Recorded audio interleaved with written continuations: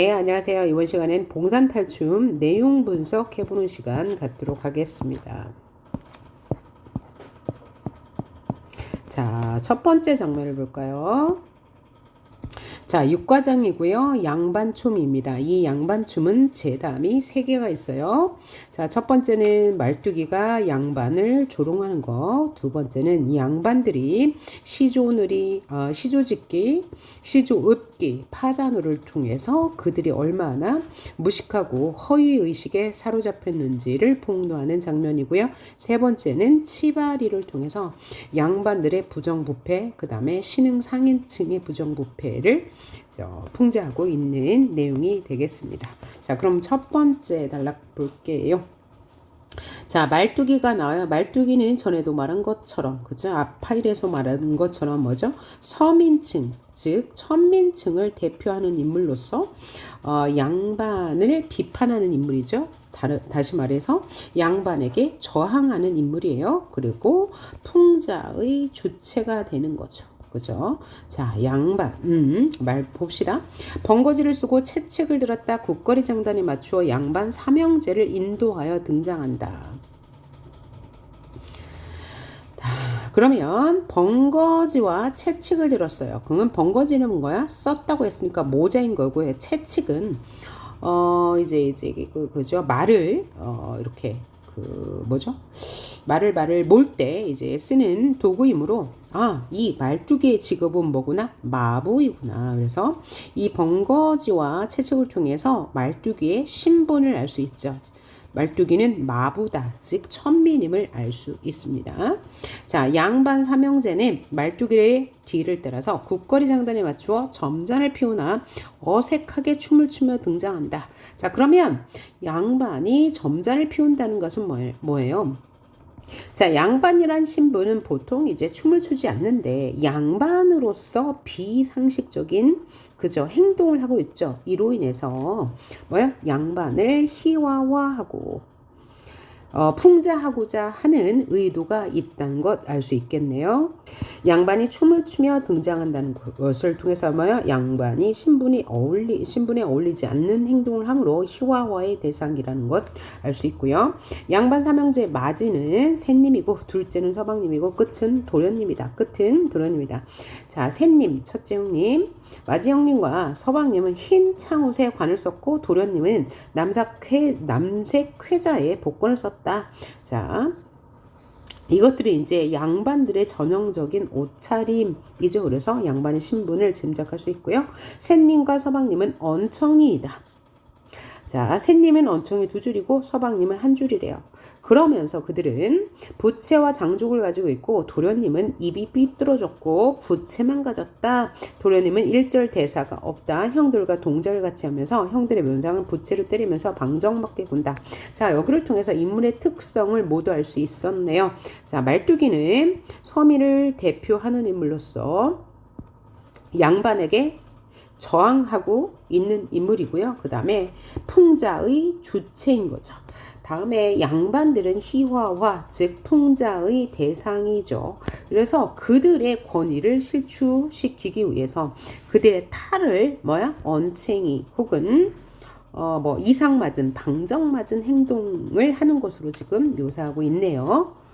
그리고 또 하나 부채와 장죽은 양반을 상징하는 소재라고 할 수 있겠어요. 아까 번거지와 채찍이 이제 하층 및 마부를 상징하는 소재였다면요. 자, 그럼 장죽은 뭐냐면 긴 담뱃대예요.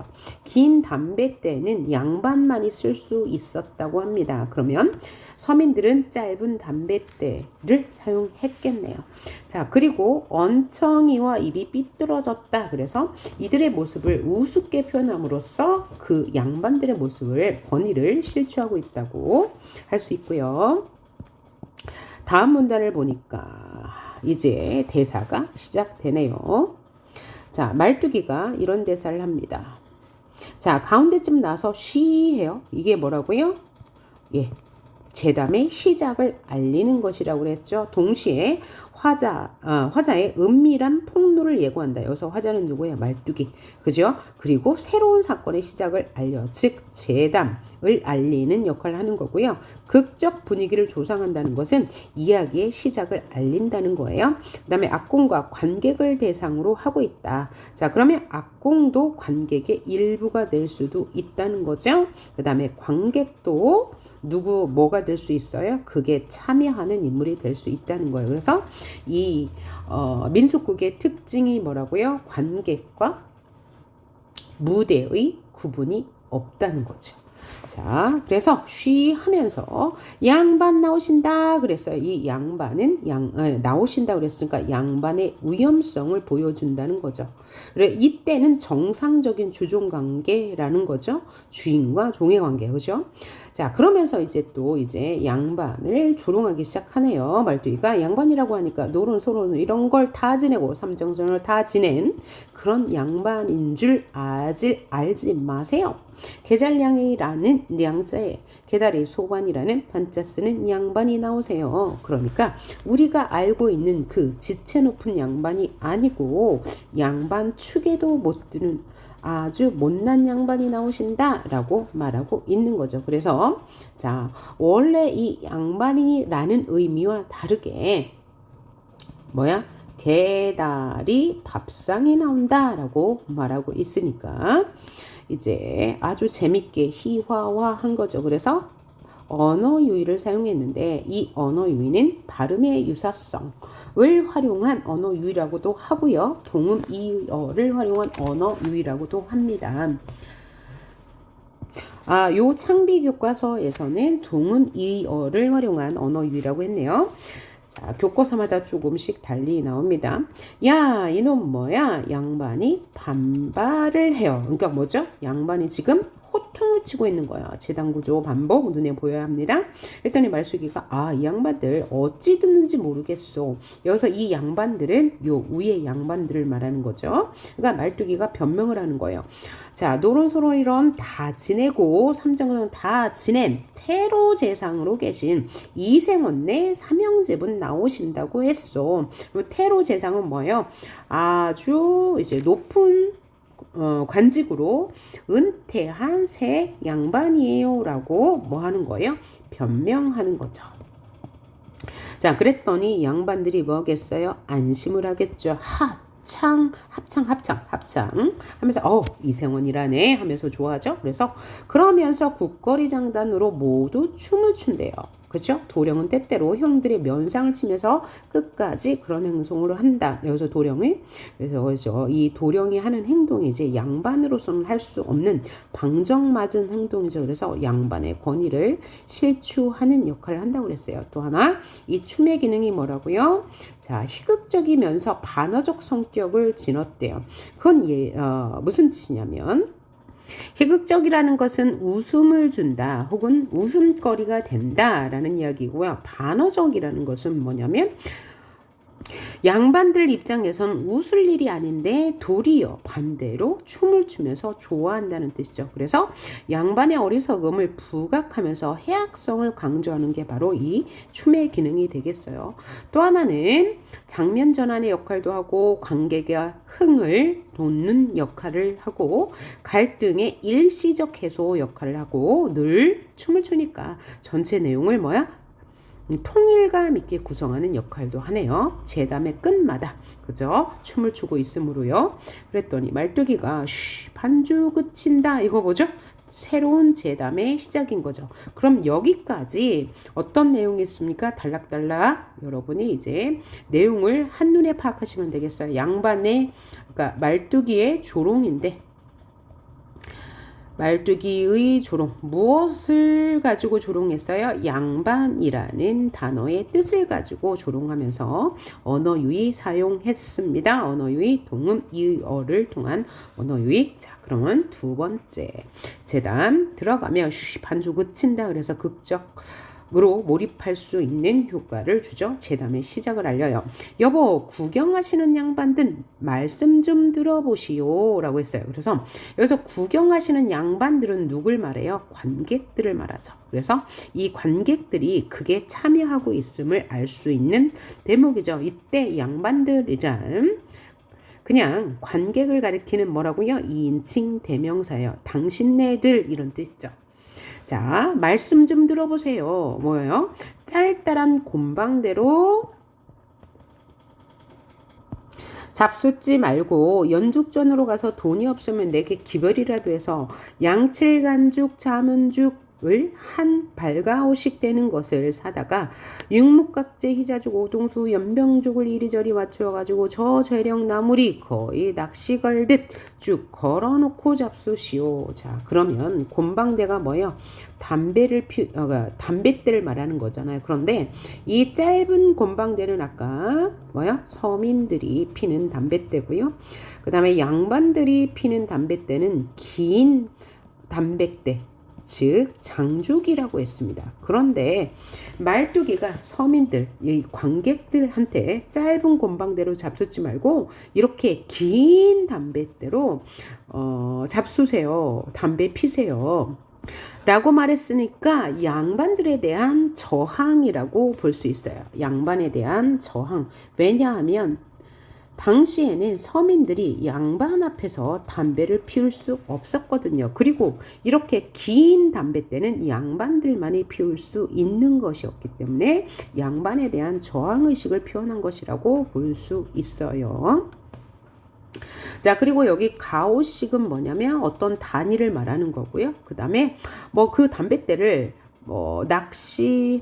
그죠? 낚싯대를 줄줄이 걸어 놓듯 아주 쌓아놓고 피세요라고 했으니까 양반에 대한 큰 저항을 의미하는 것이라고 볼 수 있지요. 자, 이렇게 해서 말뚝이가 양반을 조롱했어요. 그러면 양반이 뭐라고요? 또 호통을 치겠죠. 뭐야? 하고 호통을 치니까 말뚝이가 이 양반들 어찌 됐소? 양반 나오시는데 담배와 헌화를 금하라 하였소 라고 했어요. 그러면 헌화는 뭐냐면 잡담하는 거예요. 시끄럽게 잡담하지 말라고 했어요 라고 이제 뭐예요? 변명을 한 거죠. 그랬더니 다시 양반들이 뭐라고 했어요? 뭐라고 하겠어요? 안심을 하겠죠. 그러면서 헌화를 금하였더네 라고 합창을 하네요. 국거리 장단으로. 그러면서 다시 춤을 췄어요. 그러면 여기 좀 생략이 된 거네요. 그 다음에 다음 제담으로 들어가네요. 그러면 여기 제담은 뭐야? 담배 혹 다른 말로 장죽을 통한 양반들에 대한 저항을 보여준 거죠. 장죽이라는 소재를 통해서요. 그 다음 제담을 한번 봅시다. 말뚝이가 다시 다음 제담으로 들어가니까 쉬 하고 이제 관객의 시선을 집중시켰습니다. 자, 춤과 반주를 멈춰요. 그래서 쉬 기능은 춤과 반주를 멈추게 하는 기능이 있는 거죠. 여보, 악공들 말씀 좀 들으세요 라고 하면서 아까 무엇과 같아요? 이 양반들, 구경하시는 양반들과 같은 의미죠. 그래서 관객과 여기 악공을 그게 참여시키는 부분인 거죠. 그죠? 대화 상대자로 관객의 대표 역할로 누굴 부른 거예요? 악공을 불렀으니까 악공도 이 극에 적극적으로 참여하고 있다는 걸 알 수 있어요. 그로 인해서 무대와 객석의 구분이 없고 악공의 극중 개입, 그 다음에 관객의 극중 개입, 이러므로 인해서 무대와 관객이 구분이 없다는 민속극의 특징을 알 수 있는 거죠. 자, 오음육률 다 버리고 저 버드나무 홀뚜기 뽑아다가 불고 바가지 장단 좀 쳐주시오 라고 했어요. 그런데 양반들이 나오는데 악공들, 이 연주자들한테 오음육률은 뭐냐면 좋은 음악, 클래식과 같은 아주 그 고상한 음악, 그런 거 하지 마세요. 버드나무 뽑아다가, 그러니까 이제 풀필이나 부세요 이런 거죠. 풀필이나 불고 그 장단은 뭐야? 바가지 장단으로 하면 돼. 그죠? 그러니까 양반들을 무시하는 거죠. 양반의 권위를 실추시키고 있는 거죠. 그랬더니 또 양반들이 호통을 치겠죠. 야, 뭐 이놈아 그랬어. 그랬더니 다시 말뚝이가 이 양반들 어째 됐어. 용도 해금 북장고 필이 이렇게 좋은 기구로 그런 것을 뽑지 말고는 뭐야? 빼놓지 말고 건건드러지게 치라고 했어. 건드러지게 아주 유창하고 아름답게 연주하라고 말한 거예요. 라고 말했어요. 자, 그랬더니 양반들이 또 건건드러지게 치라네 그러면서 안심하고 다시 춤을 추고 이 제담이 끝나겠죠. 자, 이 부분에서요. 장단을 가지고 양반들의 권위를 실추시키는 이 부분에서 자, 뭐가 드러나요? 전하한 양반 문화와 비속한 평민 문화가 대비되죠. 그러니까 음악을 들을 때도 평민들은 이렇게 이제 좋지 않은 재료로 대충 이런 음악을 듣고 양반들은 뭐 아주 좋은 음악을 듣는다. 여기서 좋은 음악은 격조가 높은 거. 오늘날로 말하면 클래식. 그리고 이 버드나무 홀뚜기 소리는 오늘날로 말하면 그러니까 오음 육률은 이제 전화한 양반 문화가 되는 거고요. 버드나무 홀뚜기 피리 소리는 비속한 평민 문화예요. 그러니까 말뚝이는 양반 나오니까 이 풀필이나 불어 이렇게 좋은 음악, 고상한 음악, 전화한 음악 들려줄 필요 없어라고 이야기하죠. 자, 그래서 이렇게 말함으로써 양반들의 권위를 실추하고 있습니다. 자, 그럼 다음 제담 볼까요? 자, 이제 다음 제담 시하고 다음 제담으로 넘어가 보면 이놈 너도 양반을 모시지 않고 어디로 그리 다니느냐 이런 거죠. 그러니까 이렇게 상상해 보면 될 것 같아요. 여기 이제 양반 삼형제가 있어. 삼형제가 이렇게 있는데 말뚝이가 잘 안 보이는 거죠. 그죠? 이렇게 하고 요 이제 구석쯤에 악공들이 있는 거죠. 그래서 양반의 눈에 이 말뚝이가 안 보였던 거예요. 그랬더니 그러면서 이놈 너 양반 모시지 않고 어디 그렇게 다니니? 라고 했어요. 그러니까 양반을 모셔야 하는 말뚝이는 이제 종이죠. 그다음에 양반은 주인이 되는 거죠. 그래서 주종관계임을 알 수 있죠. 그래서 그럼에도 불구하고 말뚝이가 양반을 모시지 않고 다니니까 말뚝이에게 양반들은 제대로 대접받지 못하고 있네요. 자, 말뚝이가 양반을 찾으려고 참박국마로 일조식하고 일조식은 뭐야?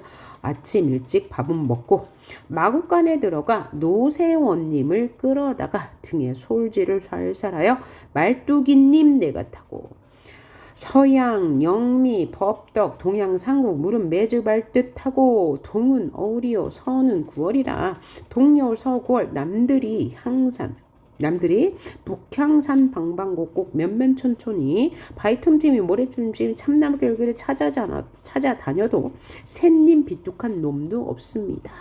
라고 했어요. 자, 말뚝이는 그죠? 서, 남, 그 다음에 전국 방방곡곡 면면촌촌 마을 바위 틈틈이 모래 짬짬이 참나무 결결이 어디 구석구석 다 찾아봤는데 샌님 비뚝한 놈도 없어. 다른 말로 뭐야? 양반이란 사람을 찾을 수가 없다. 이건 뭐죠? 자, 없습디다 라는 말을 썼네요. 그러니까 겉으로는 존댓말을 쓰고 있지만 없습디다라는 비격식체를 통해서 양반을 조롱하고 반항하고 싶은 말뚝이의 심리를 드러내는 거죠. 자, 여기 말뚝이가 다닌 요 지명들을 나열한 데를 보면 뭐요? 동은 여울이요 서는 구월이라 대구법을 통해서 운율을 형성하고 있네요. 그 다음에 울림소리 리을 이응이 많이 나와요. 니은 미음 리을 이응. 이런 걸 통해서 울림수를 통해서 또 운율을 형성하고 또 면면촌촌 같은 말을 반복하는 것을 첩어라고 합니다. 또 점강법이 사용됐어요. 맨 처음에는 동서남북 지구를 말하고 방방곡곡은 전국을 그 다음에 면촌 마을 바위 틈틈이 모래 잼잼이를 통해서 대상이 점점 좁아지고 있으니까 점강법을 사용했고요.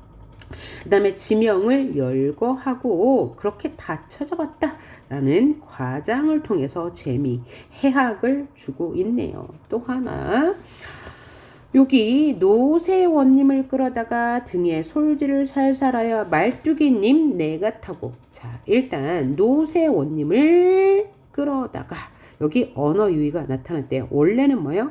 노생원님인데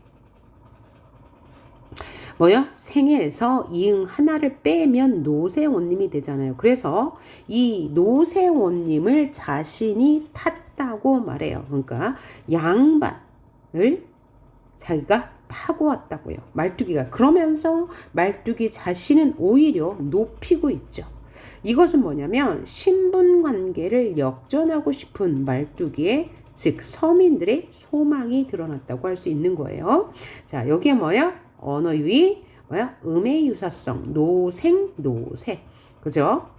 이를 통해서 언어유희를 보여주고 자신을 높임으로써 신분관계 역전을 소망한다는 말뚝의 심리를 또 알 수 있네요.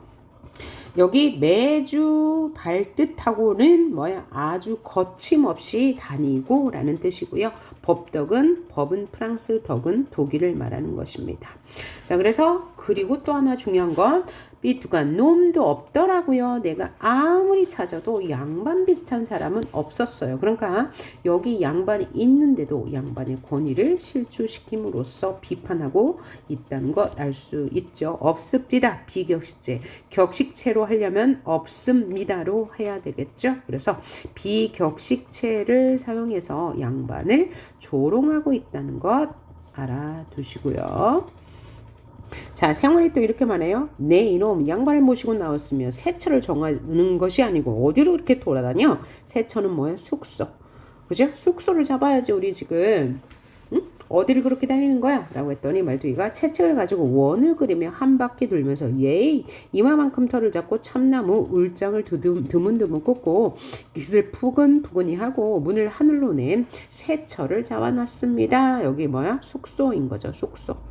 자, 그런데 채찍을 가지고 원을 그으며 한 바퀴 돌고 여기가 바로 우리 세처야 라고 말하니까 특별한 무대 장치가 없음을 이 부분에서 확인할 수 있고 이것은 탈춤 공연의 특징, 즉 전통극의 특징임을 알 수 있는 거죠. 그래서 문제에서 나올 때 다음과 같은 글의 특징을 보이지 않는 것은 혹은 보이는 것은 이렇게 나온단 말이에요. 그럼 전통극의 특징을 보이는 거 지금까지 세 가지 나왔어요. 여기 지금 채찍을 가지고 원을 그으면서 무대 장치가 따로 없다는 특징 하나는 악공을 부를 때 그죠? 관객과 악공이 그게 적극 참여하고 있다는 거. 그 다음에 이 양반들아 라고 할 때 이 관객들을 불렀죠. 그래서 관객도 역시 그게 적극적으로 능동적으로 참여하고 있다는 것. 이것 전통극 특징 지금까지 세 가지 나왔습니다. 자, 그러면서 이마만큼 털을 잡고 참나무를 막 두드려서 문을 꽂고 그죠? 그 다음에 뭐 깃을 푸근히 두고 문을 하늘로 낸 세처. 여기서 이 세처는 뭐예요? 뭐죠? 외양간을 세초로 삼았다는 거예요. 뭐예요? 왜냐하면 참나무 울장으로 문을 꽂고 깃을 두고 문을 하늘로 내었대. 그러니까 뭐야? 뭐죠? 천정이 없다는 거잖아. 이것은 누구의 숙소예요? 말. 그쵸? 말들이 머무는 숙소예요. 그러니까 외양간. 이 바로 이 양반님들의 숙소예요 라고 말했으니까 이 양반들을 조롱하는 거고요. 그랬더니 이 양반이 또 화를 내죠. 뭐야 이놈 라고 했더니 다시 뭐예요? 말뚝이가 변명을 해야 되겠어요. 뭐라고 변명하냐면 요 내용 자체는 중요하지 않아요. 어떤 의미인지만 알면 되겠습니다. 아, 이 양반 어찌 됐소? 자자호양의 털을 잡고 난간팔자로 오령각과 입구로 자를 짚되 호박주초에 산호기둥에 비치연목에 금파두를 걸고 입구로 자로 풀고 쳐다보니 천판자요 내려다보니 장판망이라.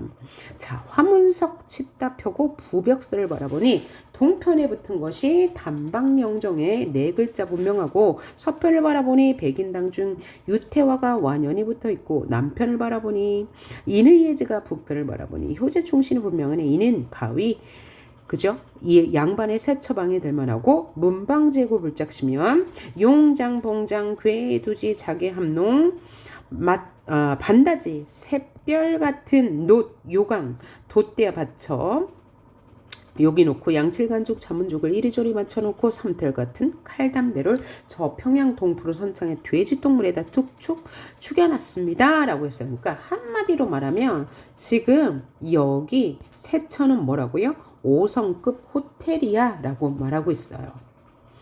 자, 일단 왜 5성급 호텔이냐? 여기까지 보면 여기 지금 세처의 내부의 소재가 완전 최고급이야. 그죠? 그리고 인테리어, 부벽선, 남벽정령 이런 것들은 뭐예요? 그 방을 꾸며놓은 이제 소품들이잖아요. 그러니까 뭐예요? 인테리어도 훌륭해. 그 다음에 이 건물 내부를 지은 재료도 제일 훌륭해. 그러니까 여기는 5성급 호텔이야 라고 말하고 있는 거죠. 그랬더니 그러면서 마지막에는 또 이렇게 말하네요. 뭐라고요? 자, 삼털 같은 칼담배를 저 평양 동푸르 선창에 돼지똥물에다 축여놨습니다. 자, 그래서 여기 이 양반들의 처소를 이렇게 화려하게 꾸며놓은 처소로 이제 묘사했잖아요. 그래서 그러니까 현대로 치면 5성급 호텔의 뭐 스위트룸 정도로 이제 묘사한 거예요. 이것은 양반들의 사치를 풍자한 것이라 볼 수 있죠. 그래서 이 부분에서 언어의 이중성을 느낄 수 있습니다. 또 그리고 마지막 부분에 가서는 뭐야? 삼털 같은 칼담배를 저 평양 동푸르 선창에 돼지 똥물에다 축축 축여놨습니다. 이건 뭐냐면 옛날 사람들은 담배를 필 때요 어떤 담배를 축여 쓰는 물을 담는 그릇이 있다고 해요. 그래서 그 물에 담궈서 피는데 그 물을 똥물로 해놨대요. 그리고 삼털 같은 칼담배는 뭐냐면 아주 가격이 싼 거, 아주 싼 담배를 똥물에다 축여놨다라고 말했어요. 자, 이것은 다시 양반들에 대한 조롱과 반항심, 저항심을 표현한 부분이라고 할 수 있겠죠. 그러니 다시 뭐야 이놈 하면서 양반이 호통을 치고 다시 말뚝이가 변명을 하죠.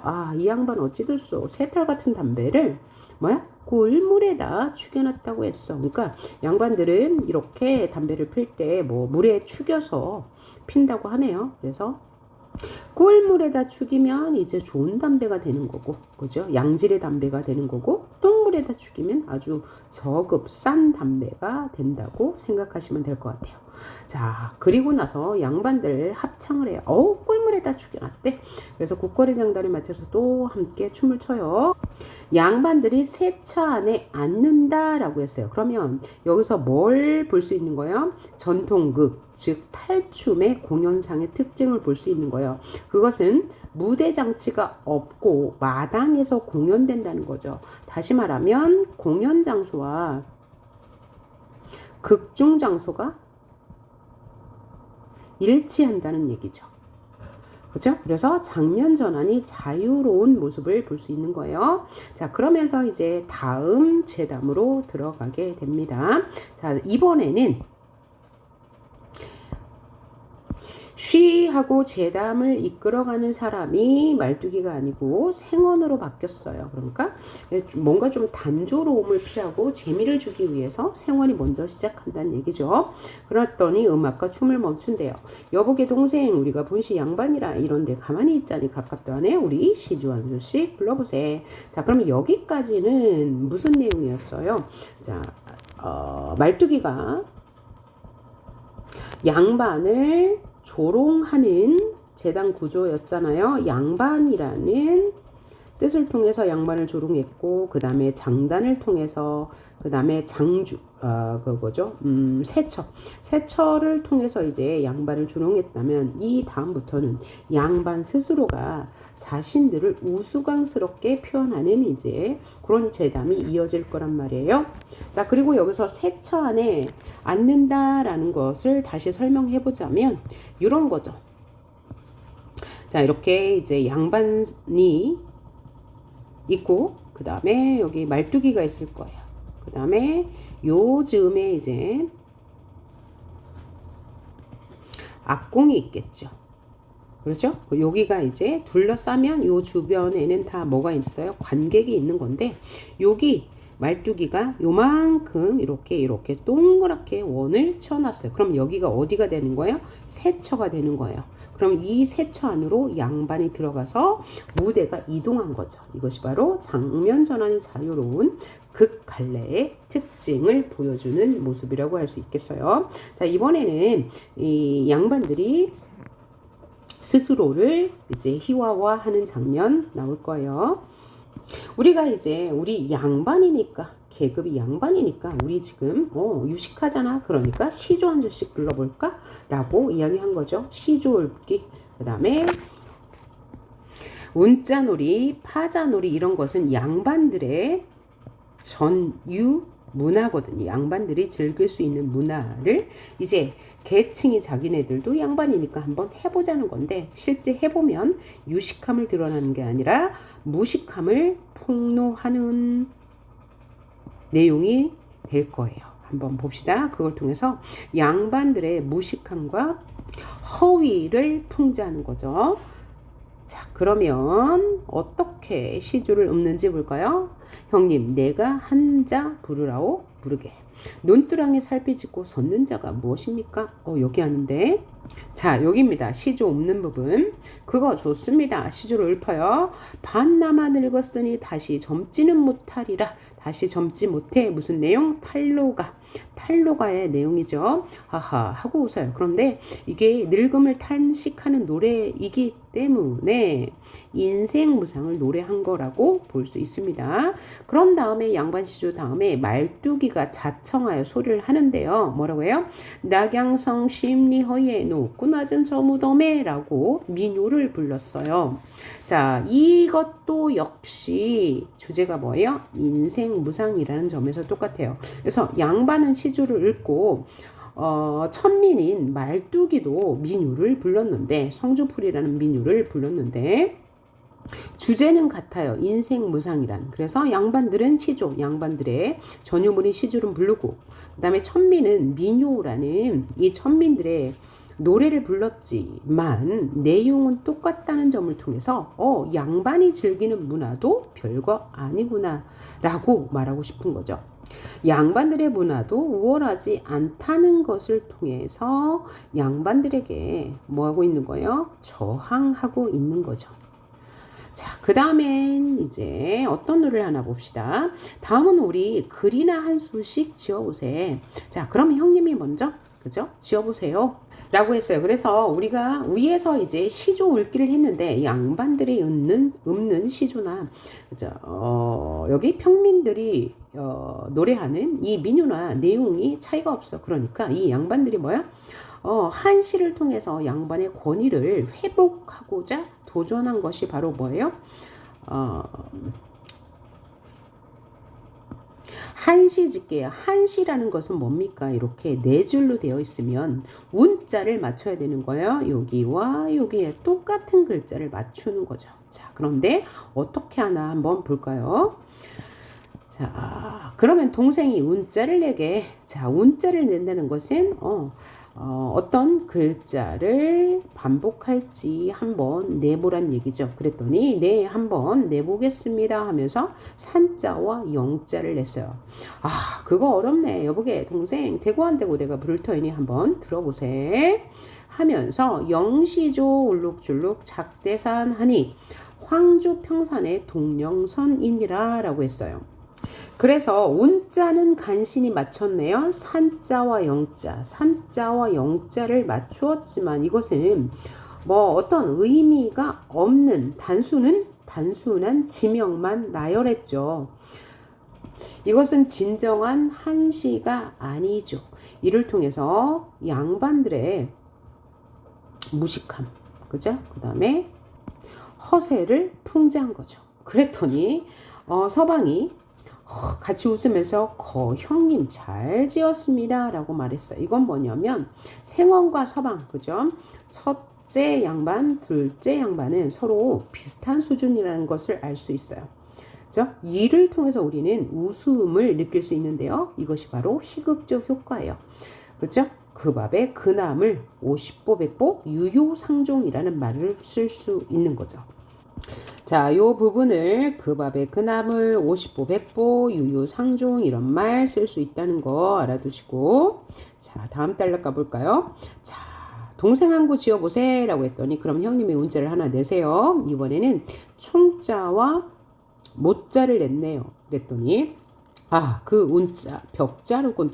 벽자가 뭐냐면 자주 쓰지 않는 글자라는 소리예요. 그래서 한참 낑낑거리다가 형님 한마디 들어보세요. 영시조로 이렇게 한대요. 집세기 앞총은 헝겁총하니 남학신디축에 거멀못이라 라고 읊었어요.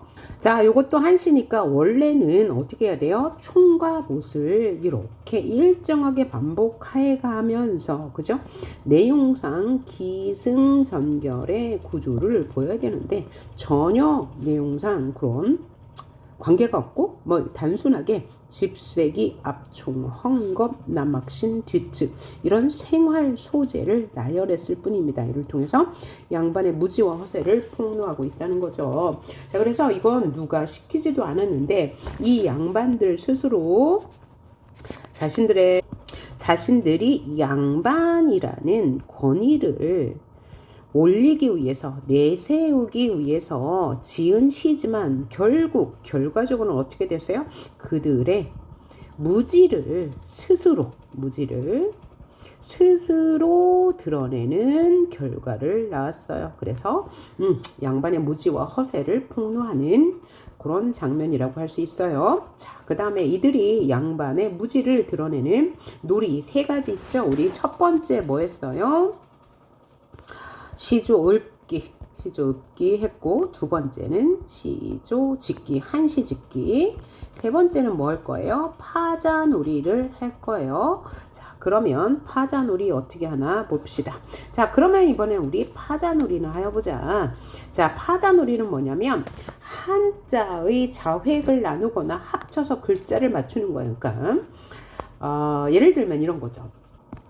자, 선생님이 성이 서씨예요. 그러면 이렇게 쓰거든요. 그럼 이게 뭐냐면 두 사람인 변이에요. 그럼 나는 뭐라고 설명하고 할 수 있어요? 얘는 나여자거든요. 그러면 두 사람이 합해서 나라는 한 사람이 됐어 라고 하면 내 이름은 서씨다 라고 하는 거죠. 그죠? 네 이름은 뭐니? 그럼 난 뭐라고 대답해요? 두 사람이 내가 되었다 라고 설명하면 되고, 그 다음에 너의 성은 뭐야? 나는 나무의 자식이야. 그럼 뭐야? 나는 이씨가 되는 거죠.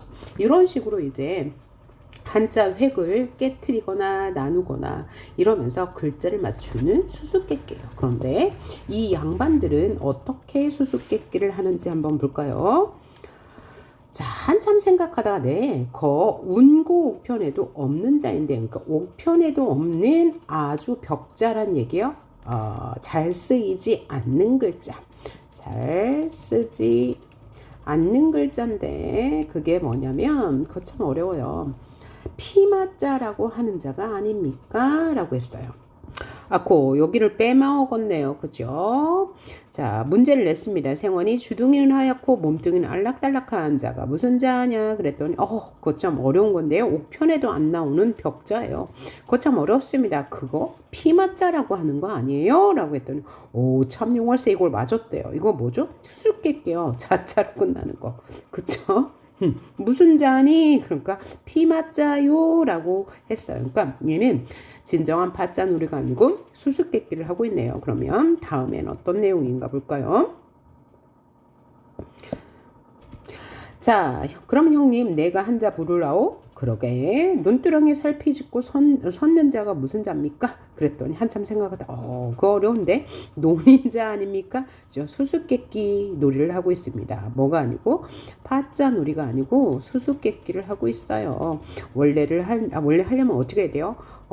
두 사람이 내가 되는 자는 뭐지? 그러면 섰자요 이렇게 대답해야 되는 거죠. 나무 밑에 자식은 뭐지? 있자요. 이렇게 말해야 되는 건데, 그냥 이제 수수께끼를 하고 있네요. 아하, 그거 참 잘 맞췄습니다. 이러는 동안에 치발이 살짝 들어 한편 구석에 섰다라고 했어요. 그럼 여기까지 한번 볼게요. 여기까지 보면, 자, 양반들이 지금 세 가지 양반 문화에 대한 우월성을 드러내기 위해서 세 가지 놀이를 했어요. 첫째는 시조읍기. 근데 이 시조읍기를 했는데 말뚝이가 부른 민요나 그들이 부른 시조나 내용이 뭐였어요? 형식은 다르지만 유사했어요. 그게 뭐라고요?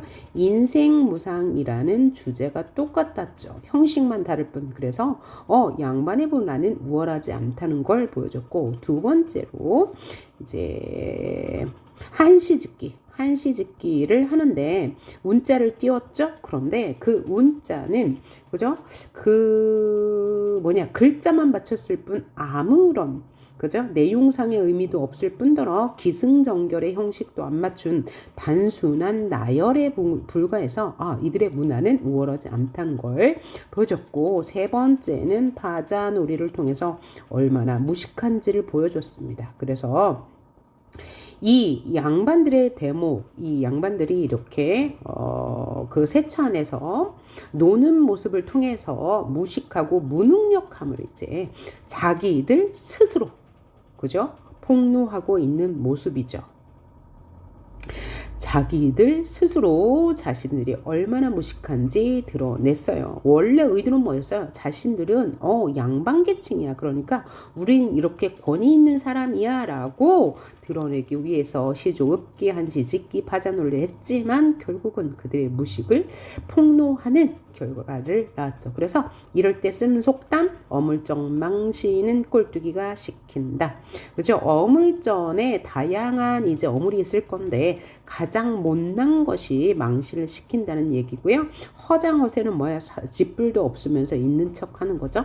그 다음에 가만히 있으면 무식이나 면하는데 스스로 그죠? 아무도 시키질 않는데 스스로 나서서 그들의 무식을 폭로했으니까 가만히 있으면 무식이나 면하지라는 이런 속담 쓸 수 있고 이런 사자성어 쓸 수 있다는 거 염두에 두시고, 그 다음 이제 장면이 바뀌는데요. 자, 그러는 사이에 치바리가 살짝 한편에 서 있다. 이게 만약에 이제 현대 희극이나 서양극이라면 도대체 볼 수 없는 장면이에요. 이게 민속극, 즉 탈놀이이기 때문에 다시 말하면 무대와 객석의 구분이 없기 때문에 다시 말하면 특별한 무대 장치가 필요 없기 때문에 보여줄 수 있는 장면이죠. 네, 이런 것들은 관객들도 그렇거니라고 이제 약속이 돼 있는 상태이기 때문에 그죠? 모른 척 해주죠. 자, 이런 거 이건 뭐야? 다음 장면에 누가 치바리가 나온다는 이야기죠. 다음 장면을 위한 준비니까요.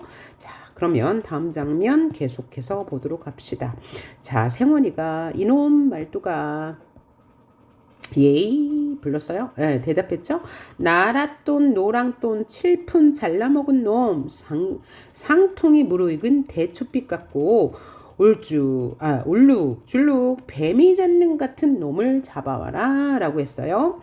자, 양반이 취바리를 잡아 드리라고 했습니다. 자, 그러면 여기 아까 다시 보면 이렇게 된 상태죠. 여기 지금 양반들이 있고 여기 요 부분이요. 치바리가 등장하는 모습, 그 다음에 말뚝이가 있고 여기 악공이 지금 있어서 이렇게 공연을 하고 있고 여기 관객들이 있어요. 그런데 이 상황에서 누가 여기 치바리가 살짝 들어와 있는 거죠. 그러니까 여기 민속극의 특징을 보여주는 거예요. 서양극이라면 어디 있어야 돼요?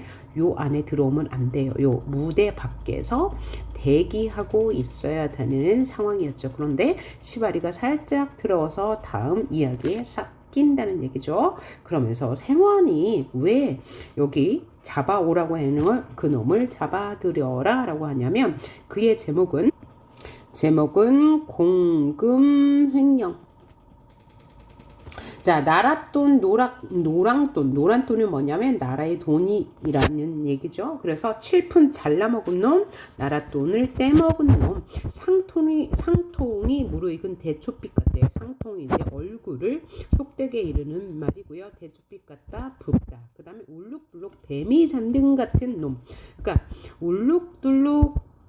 울룩줄룩 뱀이 같다는 이야기는 뭐냐면 힘이 세 보인다. 힘이 세 보인다. 그래서 외양 묘사를 통해서 이 누구요? 치바리의 성격을 보여주네요.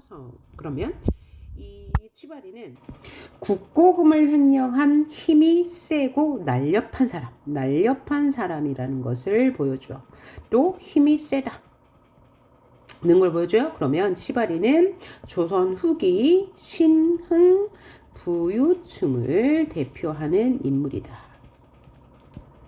그죠? 중산층 계급이라고 할 수 있고 또 경제적인 능력을 갖춘 인물이라고 할 수 있죠. 하지만 계급은 양반보다 하위 계급인 거예요. 자, 그랬더니 말뚝이가 그놈이 심히 무량대가교 힘이 아주 세요. 날래미 비호 같아요. 매우 행동이 날쌔요. 새님의 전령이나 있으면 잡아올는지 거저는 잡아올 수 없어요. 자, 그러니까 치바리라는 사람은 힘이 세다고 했으니까 뭔가 이제 권력, 돈으로 인한 권력이 있다는 얘기고요. 자, 행동이 빠르다라는 것은 약삭 빠르다는 것을 보여주는 것 같습니다. 그렇죠? 그 다음에 전령이나 있으면 잡아온다. 전령은 뭐냐면 오늘날 말하자면 이제 체포영장 이런 거. 그래서 어떤 문서가 있어야지 다 잡아오지 그냥은 못 잡아요. 그러면 양반은 이런 전령이 있으면 잡아올 수 있다는 얘기므로 양반의 권위가 아직 조선 후기지만 양반의 권위가 흔들리고 있는 상태지만 그래도 권위는 남아있음을 짐작할 수 있는 대목이네요. 그래서 생원이 그리하여라 옛다 하고 전령 가지고 가거라 종이에다 무엇을 써줬어요. 그랬더니 종이를 받아들고 치바리가 가서 당신 잡혔소 라고 하면서 이제 잡아오겠죠. 어데 전령 보자. 종이를 치바리에게 보이니까 종이를 보더니 말뚝에 끌려 양반 앞에 와요. 그러니까 양반의 권위가 아직도 건재함을 보여주는 거고요. 치바리가 엉덩이를 양반 코앞에 내밀게 하며 잡아왔어요. 자, 그랬더니 말뚝이가 치바리 엉덩이를 양반 코앞에 내밀게 하면서 잡아왔어요 라고 했어요. 그러니까 양반이 이렇게 앉아있으면 여기 치바리의 엉덩이를 양반의 코앞에 대는 거죠. 이것은 언어 외적 표현으로 그죠? 양반을 조롱하는 거예요. 이거 뭐죠? 엉덩이를 양반 얼굴에 들이밀었으니까 여기 있는 사람은 치바리입니다. 그러니까 언어 외적 표현을 다른 말로 우리는 뭐라고 그래요? 비언어적 표현이라고 하죠. 비언어적 표현을 통해서 양반을 조롱하고 있다는 거 확인했고, 자, 이놈 말투가 이게 무슨 냄새냐? 그랬더니 이놈이 피신을 하여 다니기 때문에 양치를 못하여 그렇게 냄새가 나는 모양이에요 라고 했어요. 그러니까 뭐죠? 양치질을 못해서 뭐 한다고? 입냄새 난다고 지금 변명하고 있네요. 그러면 이놈의 모가지를 뽑아서 밑구녕에다 갖다 박아라. 이거 너무나 잔인한 잔인한 표현이죠. 잔인하고 잔혹하죠. 어떻게 죽여도 이렇게 죽입니까? 그래서 양반의 가혹한 횡포를 비속어를 통해서 드러내고 있어요. 그렇죠? 그러니까 재미는 있지만 굉장히 이 속에서 비판하고 싶은 것은 양반의 가혹한 횡포라는 것 알아둬야 되겠어요. 자, 중략이 나왔습니다. 여기 더 잔인한 장면이 나올 거예요. 그래서 이제 중략한 거고요. 자, 말뚝이가 이렇게 말해요. 선생님, 말씀 좀 들어보세요. 시대가 금전이면 그만인데 하필 이놈을 잡아다 죽이면 못하오? 돈이나 몇 푼 그죠? 내라고 해가지고 우리끼리 논았으면 새님도 좋고 나도 돈량이나 벌어쓰지 않겠소. 그러니 새님은 못 본지 하고 가만히 계시면 내가 다 알아서 처리할 것이요.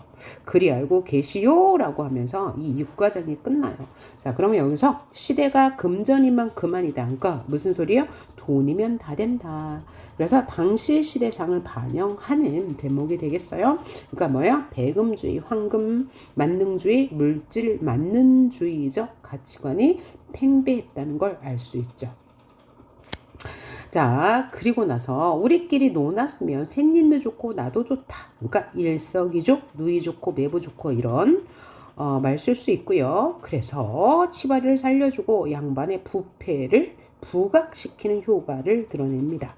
그러니까 샌님은 못 본 채하고 가만히 계세요. 그러니까 뭐야? 묵인해라. 이것을 만약에 양반이 받아들이지 않고 내 이놈 너까지 죄를 받아야 돼 라고 말한다면 이 양반은 풍자의 대상이 아닌데 양반이 뭐라고 그래요? 일제히 춤을 추다가 퇴장해 이대로 끝이 나므로 여기서 비판하고자 하는 대상은 두 가지죠. 양반도 비판의 대상이고 치바리도 비판의 대상이에요. 치바리는 이 공금 횡령에 대한 부정부패, 역시 양반 역시 그죠? 이 돈을 받고 무마해주는 부정부패를 비판한 거죠. 그리고 이 장면에서는 양반과 치바리만 그죠? 비판의 대상이고 누구는 말뚝이는 비판의 대상이 아닙니다. 말뚝이는 뭐야?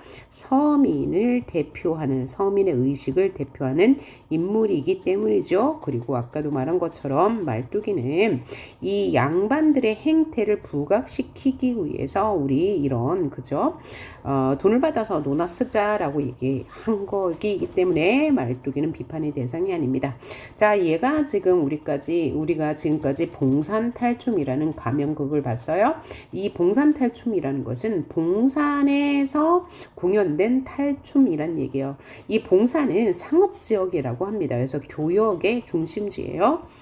그래서 사람들의 왕래가 많았겠죠. 그래서 공연을 하기에 적합한 조건을 가지고 있기 때문에 봉산탈춤, 봉산에서 공연되었다고 합니다.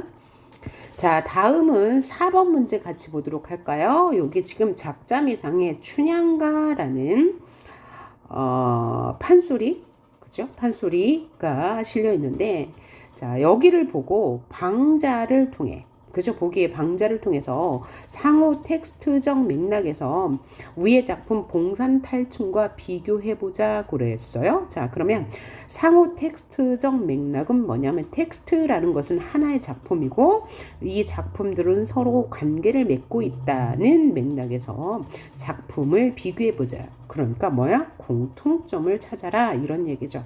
자, 그러면 이 말뚝이에서는 봉산탈춤에서는 말뚝이가 풍자의 주체였죠. 그러면 이 춘향가에도 풍자의 주체가 나올 건데 그가 바로 누구입니까? 방자예요. 그래서 이 말뚝이를 방자형 인물이라고 합니다. 자, 여기 보기 한번 읽어볼게요. 예이 방자야, 예이 저거 너 녹립술 속에 울긋불긋 오락가락한 거 저 뭐니? 라고 했어요. 그러니까 지금 이 이도령은 뭘 보고 있네요. 누굴 보고 있대요? 춘향이가 그네 타는 모습을 보고 있대요. 아니 뭘 보고 말씀하시오? 네노 너 가까이 와서 부채빨로 보아라. 그러니까 부채 끝이 가리키는 곳이 어딘지 한번 봐봐. 부채빨이요? 도련님 부채빨은 말고 미륵님 빨로 보아도 안 보여요. 여기 뭐가 나타났어요? 언어유의가 나타났네요. 그렇죠? 도련님 부채빨로는 안 보이고 미륵님 발로 보아도 안 보인다. 언어유의 동음 반복을 통한 언어유의를 통해서 이 이도령이라는 양반을 조롱하고 있네요. 그쵸? 자, 내 이놈 자세히 보아라. 금매 자신은 말고 축시해 보아도 안 보여요. 이건 뭐냐면 자신은 밤 11시부터 1시까지 말하고 축시는 오전 1시부터 3시까지. 그러니까 12시에서 1시. 그러니까 밤 11시부터 오전 3시까지 밤에 보면 안 보인다는 얘기예요. 여기도 또 언어 유희 나타났네요. 자시, 축식. 그죠? 저기 올라간다, 올라가. 내려온다, 내려와. 이도련님. 인일이 이제 봤더니, 지금 봤더니, 그게 다른 게 아니라 병든 솔갱이가 깃 다듬느냐고 두 날개를 철퍽 거리고 음숙음숙한 걸로 보이니까 그러시오 라고 했어요. 그러니까 술갱이는 뭐야? 솔개래요. 솔개. 솔개가 움직이는 거예요 라고 말하는 거죠. 그랬더니 아니야 내 이놈, 네가 병든 솔갱이를 모르느냐? 똑똑히 봐, 춘향이잖아 라고 했죠. 그러니까 지금 방자는 춘향이라는 여인에게 관심을 보이는 이도령을, 그죠? 풍자하고 있습니다. 조롱하고 있어요. 그럼 둘 다 공통점은 뭐예요? 그래. 여기 보기의 방자와 말뚝이의 공통점은 첫째는 피지배층이면서 두 번째는 뭐예요?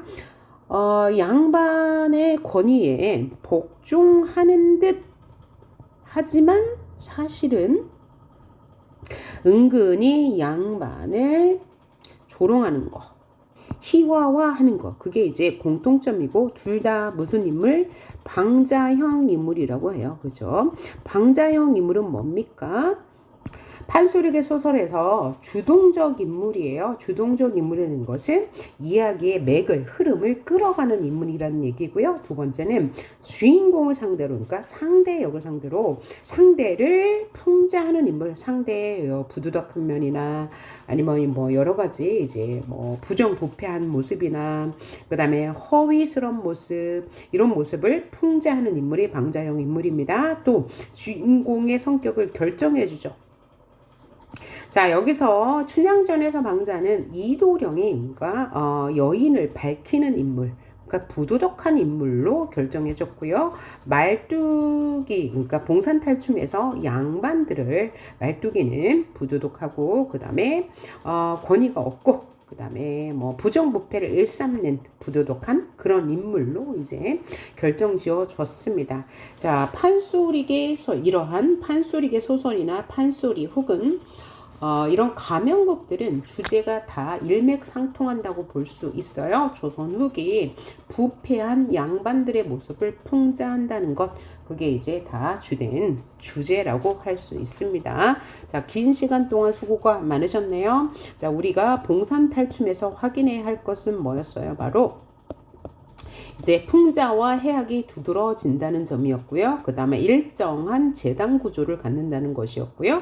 그 다음에 인물의 특성에서 말뚝이는 서민을 대표하는 인물로 양반을 풍자하는 풍자의 주체라는 것이었고요. 그 다음에 양반들은 풍자의 대상이라는 것. 그 다음에 마지막으로 누구죠? 치바리. 치바리는 조선 후기 신흥 부유층을 대표하는 인물로 부정부패를 풍자하는 그 대상이 되었다는 거. 그 다음에 우리 그 재단 구조에서 시와 마지막 춤의 역할은 반드시 알아두셔야 되고요. 그 다음에 언어 유희 두 군데 나왔습니다. 노세원님, 노생원님, 발음의 유사성을 통한 언어 유희를 보여주고요. 그 다음에 양반이라는 두 글자, 그래서 동음 이의어를 활용한 언어 유희를 보여줬다는 것. 그 다음에 이제 희곡. 이 희곡이 아니고 얘가 지금 가명극, 민속극의 특징이 뭐라고요? 무대와 객석. 구분이 없기 때문에